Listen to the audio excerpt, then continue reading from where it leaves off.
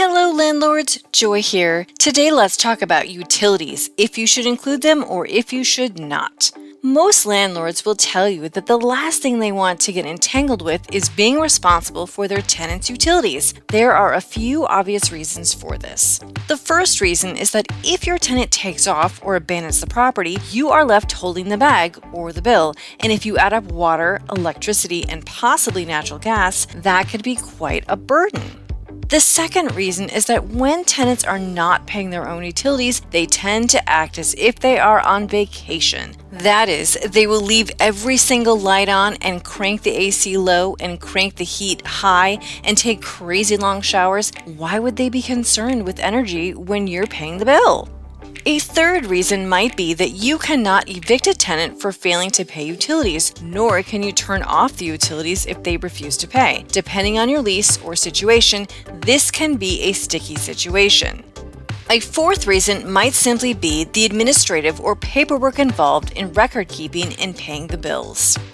And another reason might be that if you are paying the bills for the utilities but charging the tenant for energy and water usage, you might get pushback from a high bill that they incurred, or they might inveigh against watering the lawn when they notice the water bill is high in the summer. All of these are great reasons to reconsider providing utilities, whether they are included as part of rent or you are charging the tenant for usage. But there are a few reasons why a landlord might want to include the utilities with rent. This can make sense and be done wisely. Let's check it out.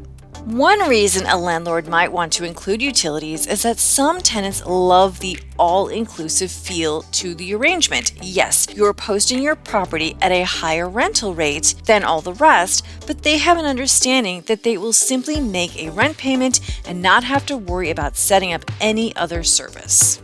Another reason why some landlords may want to include utilities in the rental agreement is simply to avoid the incurred fee of setting up the service. For example, some cities and towns do not allow for easy and free transfer of services, so each time a tenant moves in or out, you, the landlord, must pay a transfer fee, and sometimes this can be several $100s. In these cases, it is definitely cheaper for the landlord to maintain the utilities in their name. Sometimes a landlord will entertain a shorter term lease, such as a 4 or a 6 month lease, and again, incurring those transfer fees would be a burden if not already included or stipulated in the rental agreement. If the landlord decides to offer shorter term leases on a regular basis or is working with an insurance company or housing service, including these utilities as part of rent is usually standard and required.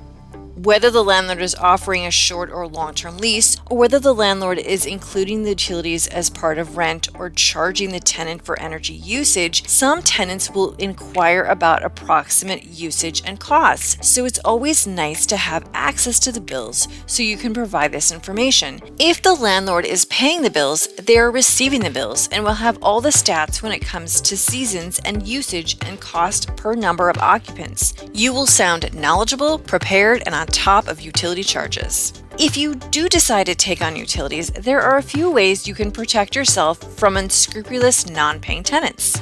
The first way is to have a cap on utilities. This works best when you have an idea of the usage cost per utility. If you have an idea of how much the water bill will be for a certain season and a certain number of occupants, you can be sure to set your rental rate accordingly so you are not incurring overages on a regular basis.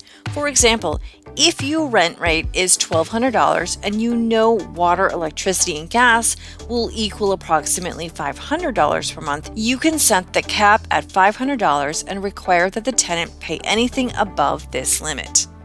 Another way to protect yourself against non-payment of utilities is to make sure that you clearly specify the arrangement in the lease. You would want to include a statement that conveys that utilities are considered rent, and if they are not paid, you will have the power to evict them. Earlier, I mentioned that landlords generally cannot evict for non-payment of utilities, nor can they turn off utilities. However, if your lease has an application of funds clause and a stipulation in the lease as to utilities being charged to the tenant but paid by the landlord, you can evict based on non-payment of rent instead. Here is how this works.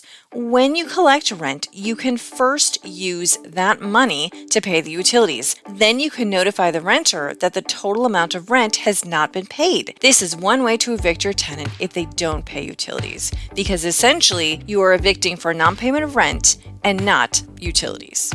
One final note, if you decide not to include utilities with rent, make sure that you are handing over the rental unit with all utilities either turned off or you have verified that they have transferred the utilities into the renter's names. Once the renter has possession of the property, indeed, landlords are not allowed to terminate utilities and you will be on the hook for services in your name.